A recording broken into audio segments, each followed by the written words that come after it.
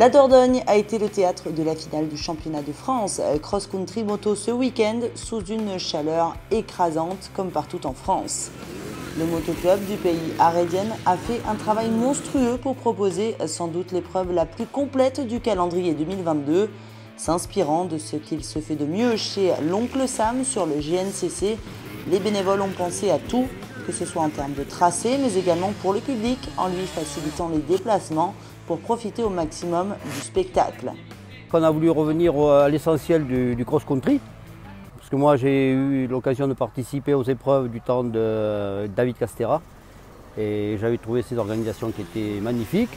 Donc avec les bénévoles du coin et ceux qui le savaient, on a tracé quelque chose qui sort un peu de l'ordinaire par rapport à ce qu'on a connu jusqu'à maintenant. Il y a de tout, sur un développé de 9 km, on a essayé de trouver un peu de tout, de la partie boisée rapide, du slalom entre les arbres, on a aménagé une partie, un petit motocross, un bourbier qui se passe bien, qui va être amusant en fin de journée, un pierrier. Donc tout ça, ça fait qu'on espère avoir de belles courses, de belles bagarres et que ça soit bien animé. On a la chance d'avoir du monde, là, on est à plus de 100 bénévoles pour travailler et entretenir la piste, pour faire le secrétariat, la restauration, les buvettes, les marshals, les commissaires de piste. En fait, tous les postes sont occupés et on n'a pas de souci à ce niveau-là. Pour nous, c'est que du bonheur. De bon matin, place aux kids. Ils étaient une petite trentaine à en découdre sur ce beau tracé. Raphaël Roux a remporté le chrono de la sprint test devant Thomas Poux, mais dès la première manche, c'est Andrea Monnier qui lui grille à la politesse. Si les deux pilotes vont rester au coude à coude quelques virages, Monnier va vite dégringoler à la 4e place. Roux en tête a dû faire face au retour de Paul Rebuffy, revenu en grande forme.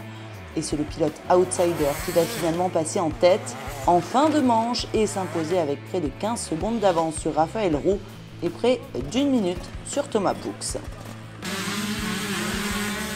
Dans la seconde course de 45 minutes, Monnier fait la même et part devant, emmenant Roux derrière lui.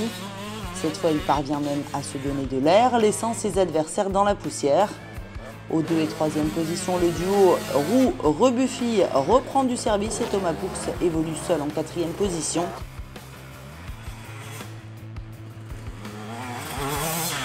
Une fois de plus, Paul Rebuffy prend les commandes de la course en fin de manche. Cette fois, Andrea Monnier va tenir sa 2e position jusqu'au bout.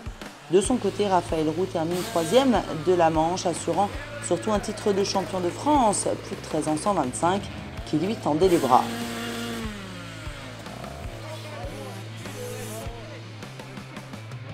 Ouais, Paul était fort. Aujourd'hui, je venais pour essayer de faire le titre. Et j'ai réussi à gérer. Je suis assez content de moi. Il y a un très beau championnat. Et je remercie Nicolas Deparoy d'avoir entraîné tout l'hiver. La prochaine, je ne sais pas encore. Je vais peut-être pas faire le cross-country. Je vais me mettre au cross. On va voir. Mais je pense au cross. Esteban Robin devient champion en 85 moins de 13 ans. Sandro Garcia remporte la mise, lui, en plus de 13 ans, à 85 cm3 et chez les féminines. Et Nina Sénégas est logiquement titrée.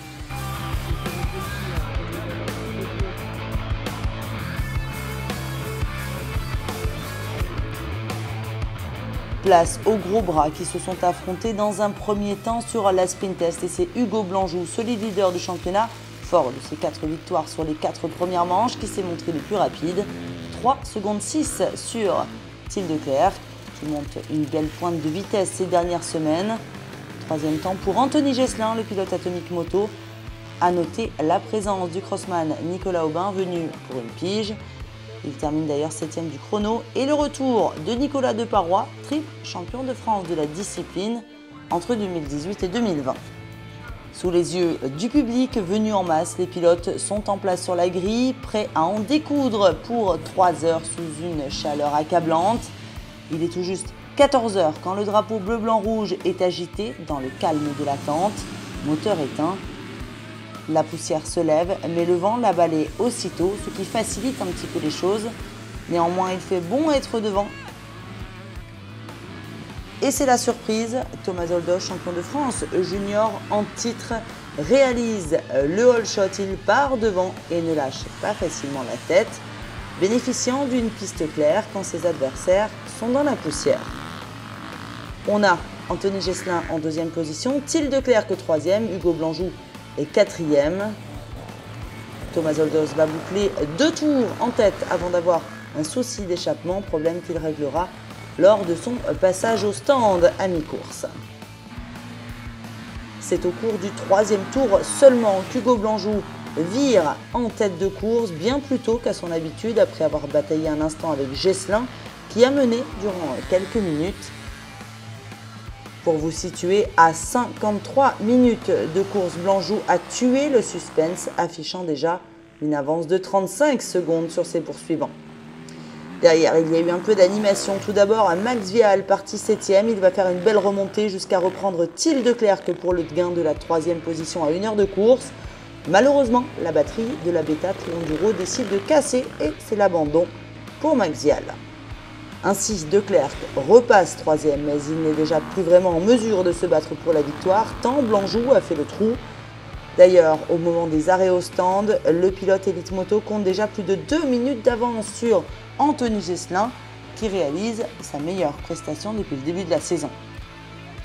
Les ravitaux se passent bien, mais on sent la fatigue des top pilotes, alors derrière dans le peloton c'est difficile de poursuivre, mais on ne constatera aucun incident majeur chez les pilotes dû à la chaleur. De son côté, Nicolas Deparoy a bien comblé son retard dû à une chute au départ notamment et à la difficulté de rouler derrière dans la poussière. À mi-course, il est 4e et va se rapprocher petit à petit du Till Declercq qui est dans la difficulté.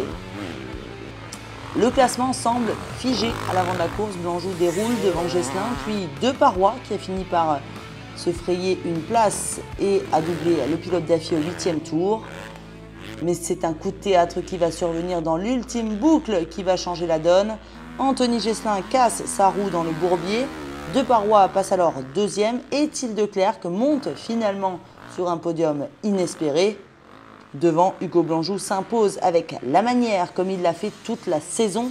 Il a plus de 5 minutes d'avance à l'arrivée et s'offre son second titre consécutif de champion de France cross-country. Ouais, c'était important de faire 5 sur 5, ça me tenait à cœur. Donc c'est chose faite, donc ça c'est super. Après il reste encore pas mal de courses, le cross-country c'est terminé, donc ça c'est super. Maintenant, il reste le championnat de France également où je suis en tête et quelques épreuves championnat du monde. Et puis après place aux ISDE, donc j'en ai hâte d'y être, de faire un gros résultat avec toute l'équipe. L'ambiance est au beau fixe, je pense que tout le monde sera en forme pour rouler à fond, donc je pense que ça va être top.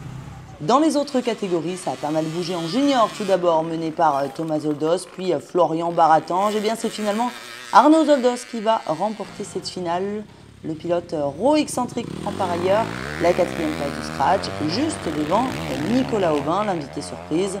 Mais le titre junior revient à son frère Thomas pour la 2e année consécutive. Au scratch national, c'est une première victoire cette saison pour Étienne Fontaine devant Alex Pichot et Mickaël Martinez. Fontaine qui prend par ailleurs le titre N3, Alex Pichot le titre N2 et Cédric Chabreuil qui n'est pas finisher ici prend toutefois le titre national 1. En espoir, Quentin Clerc-Tournier prend la 7e place de cette finale en Dordogne et s'octroie le titre de champion de la catégorie. Chez les vétérans, gros enjeu derrière Jérôme Tâche qui était presque assuré du titre. Mais derrière lui, c'est celui qui finissait devant l'autre qui gagnait entre Cantel, Vessade et Rosselet. Si Tâche est titré comme prévu, c'est bien Alban Cantel du Motoclub Saint-Romanais qui a arraché la victoire de la catégorie, prenant par la même occasion la place de vice-champion pour 3 petits points d'avance sur Florent Vessade. Enfin, on termine avec les féminines carton plein cette saison pour Morissette Brisbard qui n'a laissé que des miettes à ses concurrentes. Elle devient championne de France cross-country et elle devance Andrea De Giovanni et Julie Klinkert. Merci à tous d'avoir été si nombreux à rejoindre le championnat de France cross-country cette année. On vous donne rendez-vous en 2023. Bye bye.